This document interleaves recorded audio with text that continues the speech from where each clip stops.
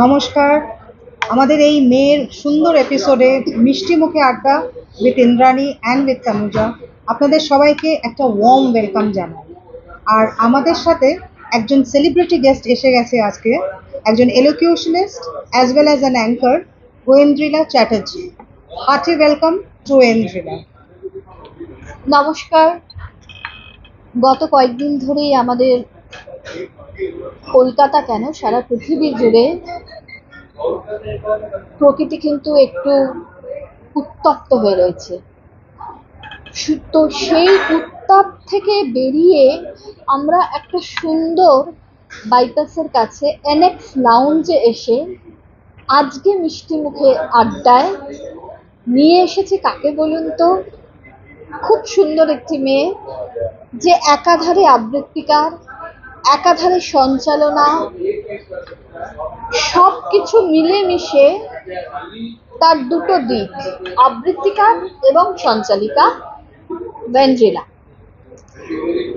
এই মিষ্টি মুখে আড্ডায় আমরা খুব খুশি হয়েছি তুই আজকে আমাদের এই আড্ডাটায় এসেছিস। আমার প্রথম প্রশ্ন, হঠাৎ করে একদিকে আবৃত্তি নিয়ে চর্চা শুরু তোর, অন্যদিকে সঞ্চালিকা হিসেবে কাজ, কোনটা তোর কাছে মনে হয়েছে সবচেয়ে বেশি গুরুত্বপূর্ণ? নতুন পথের যাত্রা পথিক, চালাও অভিযান, উচ্চ কণ্ঠে উচ্চারো আজ, মানুষ মহিয়ান। নমস্কার। প্রথমেই বলি, ইন্দ্রাণীদি আর তনুজাদি আমার কাছে যে কতটা কাছের, কতটা ভালোবাসার, সেটা বোধহয় নতুন করে আর বলার কিছু রাখে না। অসংখ্য ধন্যবাদ তোমাদের দুজনকে আজ আমাকে এখানে আমন্ত্রণ জানানোর জন্য। ভীষণ ভালো লাগছে। মিষ্টি মুখের আড্ডা, সত্যি তাই। মানে বাঙালির বোধহয় মিষ্টি ছাড়া কোনো কিছুই অসম্পূর্ণ। তাই তোমাদের এই ভাবনাকে প্রথমেই স্যালিউট, যে তোমরা এরম ধরনের, কারণ আড্ডা আমরা সবসময় কফির আড্ডা, মানে কফির সাথে চায়ের সাথে চুমুক, এইগুলো আমরা নর্মালি শুনে থাকি, কিন্তু মিষ্টি মুখের আড্ডা এইটার জন্য সত্যি এরকম একটা ভাবনার জন্য তোমাদেরকে স্যালিউট। আর তোমার কাছে যাই ইন্দ্রাণীদি, তুমি যেটা বলছিলে, দুটোই আমার ভীষণ প্রিয়। কারণ আবৃত্তি তো আমার প্রথম ভালোবাসা। আমি একদম ছোটবেলা থেকেই আর কি, আমাদের তো বুঝতেই পারছেন পাঠ্য বইতে যখন আবৃত্তি মুখস্থ করে আর কি পরীক্ষা দিতেই হতো, তখন থেকেই আবৃত্তির প্রতি প্রেম ভালোবাসা। পরবর্তীতে এই বিষয় বলতেই হবে যে আমার বাবা একজন কবি, লেখালেখির সঙ্গে যুক্ত। তো বাবারই এটা ইচ্ছে আর কি, যে মেয়ে এটা নিয়ে, মানে বাবা ওই ছোটখাটো আর কি ইচ্ছেটা বুঝতে পারে ছোটবেলা থেকে, যে আবৃত্তিটা এরকম ভাবে মুখস্থ করে, কারণ সবাই কি করতো, আবৃত্তিটা মুখস্থ করে পরীক্ষা দিতে হয়ে যেত, কিন্তু আমি না এসে আবার বলতাম যে আজকে এটা শিখেছি, কাল ওটা শিখেছি, ওটা একটু মানে বলতাম আর কি, ছড়ার আকারে বলতাম এরকম করে। তো তখন বাবা বললো তাহলে তুই এটা শেখ, কারণ একটা কিছু নিয়ে এগো। মা চেষ্টা করেছিল সত্যি কথা নাচ শেখানোর, চেষ্টাও করেছিল এবং গিয়েও ছিলাম ক্লাসে, কিন্তু খুব একটা বলে না যেটা ভালো লাগার জিনিস সেটা নিয়েই আর কি হবে। তো আবৃত্তি তো অবশ্যই প্রথম ভালোবাসা, তার সাথে সাথে অ্যাঙ্কারিং আমার মনে হয় দুটোই যেহেতু আলাদা রকম ভাবে খুব দরকার আজকালকার দিনে। কারণ আবৃত্তিকাররা মানুষ না, আমি একটুখানি এই বিষয়ে বলি, যে কবিতা অনেকেই ভাবে যে আচ্ছা নাচের প্রোগ্রাম হলে দেখতে যাবে, গান ঠিক আছে শুনে নেবো, কিন্তু আবৃত্তি বলছে কতটা ভাল লাগবে, কতটা রিলেট করতে পারবো। কিন্তু এইটা মানে আমরা যারা বাচিক শিল্পী, আমাদের অলওয়েজ এই মেসেজটা দিতে হয় যে বাচিক শিল্পী হয়েও কিন্তু মানুষের কাছে পৌঁছানো এটা সত্যিই দরকার। এবং অ্যাঙ্কারিং তো অবশ্যই, কারণ কোনো প্রোগ্রামে আমার মনে হয় হোস্টকে ছাড়া পসিবল নয়, তাই অ্যাঙ্কারিংটাও আমার কাছে খুব কাছে। আর তোর কাছ থেকে এই মুহূর্তে শুনলাম যে তোর বাবা একজন বিখ্যাত কবি, তো তার লেখা কিছু কবিতার অংশ যদি আজকে আমাদের ফ্যান ফলোয়ার্সদের শেয়ার করিস তাহলে আমাদের খুব ভালো লাগবে। একদমই ইন্দ্রাণীদি, বাবার লেখা সব কবিতাই আমার কাছে এবং সব লেখাই আমার কাছে ভীষণ কাছে। তার মধ্যে এই মুহূর্তে আমার যেটা মনে পড়ছে, অবশ্যই দুর্গা পুজো নিয়ে লেখা। এবং আমার মনে হয় যে দুর্গা পুজো নিয়ে বাঙালির যে আবেগ, সেটা তো আলাদা করে বলার কিছু রাখে না। তাই দুর্গা পুজো নিয়ে লেখার কিছুটা অংশ আমি শোনাচ্ছি। শরৎ এসেছে, দোলা লাগে কাশফুলে, রোদ্দুর থেকে ঝরে ঝরে পড়ে সোনা, আকাশের বুকে পাল তুলে সাদা মেঘ, এক মনে আঁকে গোধূলির আলপনা। অসংখ্য ধন্যবাদ। বাহ, বাহ, খুব ভালো লাগলো। তাহলে একাধারে একজন বাচিক শিল্পী, অন্যদিকে একজন সঞ্চালিকা, সঞ্চালিকার কাজ যখন তুই করিস তখন তোর কাছে কোন জিনিসটা সবচেয়ে বেশি গুরুত্বপূর্ণ? আমার কাছে অবশ্যই গুরুত্বপূর্ণ অডিয়েন্স। কারণ হচ্ছে অডিয়েন্সের কাছে মানে আমাদের সবসময় এটা বলা হয় যে অডিয়েন্স যেন কখনোই এক মুহূর্তের জন্য, এক সেকেন্ডের জন্য মনে না করে যে তারা এখানে কেন এসেছে। কারণ প্রত্যেকটা প্রোগ্রামই তো, তারা যে কোনো রকম অনুষ্ঠানই তো, আমি বলছি না সবসময় টিকিট কেটে হয়, অনেক সময় মানে প্রবেশ আমন্ত্রণমূলক অনুষ্ঠান হলো, কখনো টিকিট কেটে হলো, কখনো আর কি ফ্রিতেই কোনো অনুষ্ঠান হলো, বললো যে আপনারা আসুন। তো সেখানে যে কোনো রকমেরই অনুষ্ঠান হোক না কেন, তারা সবসময় যেন মানে একদম যখন থেকে অনুষ্ঠান হলে প্রবেশ করছে বেরোনোর মুহূর্ত অবধি যেন একদম ফোকাস থাকে, সেটার দায়িত্ব অ্যাঙ্কারের। কারণ অনেক সময় এই প্রসঙ্গে বলি একটু, নাচের যখন অনুষ্ঠান হয় তখন কিন্তু একটু ডিলে হয়, কারণ এটা খুব স্বাভাবিক যে গান সেট করা, অনেক সময় আমরা দেখি যে গান সেট করতে একটু টাইম লাগে, বা এই যে পরপর যদি একই মানুষের আর কি দুটো পারফরমেন্স থাকে তাহলে ড্রেস চেঞ্জ সেটারও একটা সময় যায়। তখন কিন্তু আমাদের খুব দরকার আর কি কোনোভাবে যে কোনোভাবে অডিয়েন্সকে এনগেজ রাখা। কারণ ওই সময়টায় কি হয়, ম্যাক্সিমাম ওই সময়টা যেটা আমরা দেখি যে একটু আচ্ছা ফোন করতে শুরু করে দিল, বা একটু বেরিয়ে গেল, কিছু একটা খাবার কিনতে চলে গেল, এই রকম জিনিসগুলো হয়। তো সেইটা আমাদের কাছে একদম স্ট্রিক্ট থাকতে হয় যে ওই টাইমটা যাতে অডিয়েন্স কিন্তু একদম সিটেই বসে থাকে, এইটা আমি আচ্ছা, এটা তো তোমার প্রফেশন সম্বন্ধে আমরা বেশ ভালোই শুনলাম, খুব ভালো লাগলো। আমি এবার তোমায় জিজ্ঞেস করতে চাই, তোমার লাইফের একটা হ্যাপি মোমেন্টকে তুমি আমাদের সামনে তুলে ধরো। একদম। আমার লাইফের হ্যাপি মোমেন্ট বলতে অসংখ্য হ্যাপি মোমেন্টস আছে, তার মধ্যে এই মুহূর্তে যেটা মনে হচ্ছে বলি আর কি, ভীষণ হ্যাপি মোমেন্ট যেটা। কারণ হ্যাপি মোমেন্ট কারণ এক তো ছোটোবেলায়, এবং মানে এটা একটা অ্যাচিভমেন্ট। আমি এই প্রসঙ্গে বলি, আমার বাবার ইকোনমিক্স অনার্স ছিল, এবং আমাদের ক্লাস 9 থেকে একটা শিফট হয় যে সায়েন্স না ইকোনমিক্স।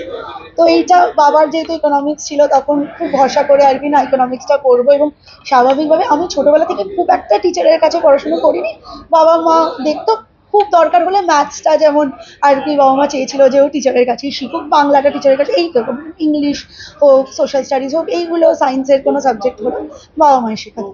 তো ইকোনমিক্সটা নেওয়াই হচ্ছে বাবার যেহেতু ইকোনমিক্স সাবজেক্ট ছিল, এবং তখন থেকে বাবাকে আর কি বাবা তুমিই কিন্তু ইকোনমিক্সটা শেখাবে। তো এইটা আমি ক্লাস 10-এ আমাদের স্কুল, আমি বলি আর কি আমার বাপের বাড়ি চন্দননগর, তো আমি সেন্ট জোসেফ কনভেন্ট থেকে আর কি পাস আউট করি। তো ক্লাস 10-এ আমি, আমাদের আইসিএসসি বোর্ড ছিল বুঝতেই পারছো, তো ক্লাস 10-এ আমি ইকোনমিক্সে আমাদের স্কুল থেকে টপার হই। তো এটা একদম 9-10-এর ঘটনা, বুঝতেই পারছেন। তো ওই সময় একটা মানে আলাদাই একটা হ্যাপি মুহূর্ত। এবং সত্যি কথা বলতে আমাদের টিচার ছিল ইকোনমিক্সের, পরবর্তীকালে বাবা বলেছিল যে তুই, আমি তো শেখাচ্ছি তোকে, একটা কোনো একটা টিচারের গাইডেন্সে থাক, তাহলে আরো ভালো করে আর কি বুঝতে পারবি, ইমপ্রুভ করতে পারবি। তো উনিও যখন অ্যানাউন্স করে, এবং সব থেকে বড় কথা হচ্ছে একদিন নর্মাল আমরা বসে আছি ম্যামের কাছে পড়ছি, হঠাৎ করে সবাই গল্প করছে, ম্যাম হয়তো একটু বেরিয়েছে বাইরে কথাবার্তা বলতে, আর গল্প করছে। জাস্ট ম্যাম ঢুকে এসেই বললো তোরা ইন্ডিলার মতো হতে পারিস না। এই যে পড়াশোনাটা ঠিকঠাক করে, এইগুলো না, এই ছোট ছোট জিনিসগুলো ভীষণ আর কি আনন্দ। আর তোমার একটা স্ট্রেংথ আর একটা উইকনেস আমাদেরকে বলো। স্ট্রেংথ অবশ্যই যখন দর্শকদের কাছে, কারণ এইটুকুই তো আমাদের পাওনা থাকে যে দর্শকরা একটু বললো, আর পারফরমেন্স শেষে যখন দর্শকদের কাছে যাই, খুব ভালো লেগে জানো তো, খুব সুন্দর করে বললি, কি সুন্দর বললে, এই রকম কথাবার্তা যখন শুনি, ওটা অবশ্যই স্ট্রেংথ। আর উইকনেস ডেফিনেটলি আমার ইমোশন, আমি খুবই ইমোশনাল, মানে কি বলবো, মানে খুব সহজে আর কি কষ্ট পাই, আবার খুব সহজে আনন্দও পাই, আর আনন্দটা যেমন পাই আবার খুব তাড়াতাড়ি দুঃখও পাই। মানে তো অ্যাপ্রিসিয়েশন হচ্ছে সেইটা- তোমার স্ট্রেংথ, একদম। Likes to be appreciated, we all like to be appreciated in fact. আর তোমার উইকনেস হচ্ছে তোমার এই ইমোশনাল নেচার। একদম একদম। ভবিষ্যতে তোর আরো কি ধরনের কাজ করার ইচ্ছা আছে, সেটা যদি তুই আমাদের ফ্যান ফলোয়ার্সদের শেয়ার করিস। বিভিন্ন রকমের শো হোস্ট করার ইচ্ছে আছে অবশ্যই, এবং তার সাথে সাথে কবিতাকে নিয়ে বিভিন্ন মাধ্যমে মানুষের কাছে পৌঁছে দেওয়ার ইচ্ছে আছে। শুধুই যে কবিতা একদম স্টেজে দাঁড়ালাম মাইক্রোফোনের সামনে বললাম এমনটা নয়, কবিতাকে নিয়ে যদি কোনো পারফরমেন্স করা যায় সেই বিষয়টাকে নিয়ে একটু এগোনোর ইচ্ছে আছে, একটু নতুন রকম ভাবনা নেওয়ার আর কি পরিকল্পনা করার ইচ্ছে আছে। বাহ, খুব ভালো লাগলো। তাহলে আমরা একদম কিন্তু এই আড্ডার শেষ দিকে চলে এসেছি। যেহেতু এটা মিষ্টি মুখে আড্ডা, তাই ওয়েন্দ্রিলাকে একটা মিষ্টি মুখ করাতেই হবে। চায়ের প্রথমেই আড্ডা, বলি এত কফির আড্ডা। অসাধারণ, মানে আমার দারুণ লাগছে সত্যি সাজানো, এবং এত ভালো মিষ্টি, সবারই প্রিয়, আমারও ভীষণ প্রিয়, তাই অবশ্যই ইন্দ্রাণীদের কাছে। যেটা আমি বলছিলাম, চায়ের আড্ডা কফির আড্ডা তো আমরা করতেই থাকি, কিন্তু মিষ্টি মুখে আড্ডা একটা বাঙালিয়ানা ব্যাপার আছে। একদমই তাই, এবং আমি একটু তোমাদের দুজনকে খাওয়াতে চাই। একদম। একদম একদম সবাই মিষ্টি খুব ভালোবাসে, মিষ্টি একদম, আমাদের মিষ্টি ভীষণ কাছের, তাই খুবই কাছের। একদম বাঙালি শেষ পাতে মিষ্টি না হলে চলে না।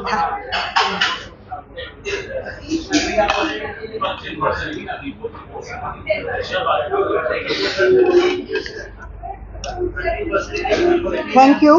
আমরা একটু ব্রেক নিয়ে ফেলেছিলাম মিষ্টি খেতে গিয়ে ইন্দ্রাণী। একদম আমাদের চ্যানেলটার সম্বন্ধে একটু বলা দরকার সাবস্ক্রাইবার্সদের। একদম মিষ্টি মুখে আড্ডা with me Indrani and with Tanuja. আপনাদের সবার কাছে আমাদের একটা রিকোয়েস্ট, আপনারা চ্যানেলটাকে সাবস্ক্রাইব করুন, ফলো করুন, লাইক করুন, এবং আপনাদের একটা কমেন্ট কিন্তু আমাদের এই চ্যানেলটাকে আরো এগিয়ে নিয়ে যেতে সাফল্যমণ্ডিত করবে। তাই আমরা আজকে এই শেষ পর্বে চলে এসেছি, এই আড্ডা শেষ পর্বে চলে এসেছি। আমরা বেঞ্জিলাকে একটু ফেলিসিটেট করে নেব আমাদের তরফ থেকে। আগামী মাসে দেখা যাক আমরা আরো কি ধরনের চমক আপনাদের সামনে নিয়ে আসতে পারি। Let's see. একদম নতুন নতুন এপিসোড নিয়ে আমরা আসতে থাকবো। স্টে টিউনড উইথ মিষ্টি মুখে আড্ডা উইথ ইন্দ্রাণী অ্যান্ড তনুজা। আর আজকে যিনি এসছেন আমাদের মাঝে, ঐন্দ্রিলা চ্যাটার্জি। এবার ওনার হাতে কিছু আমরা জিনিস তুলে দিতে চাই।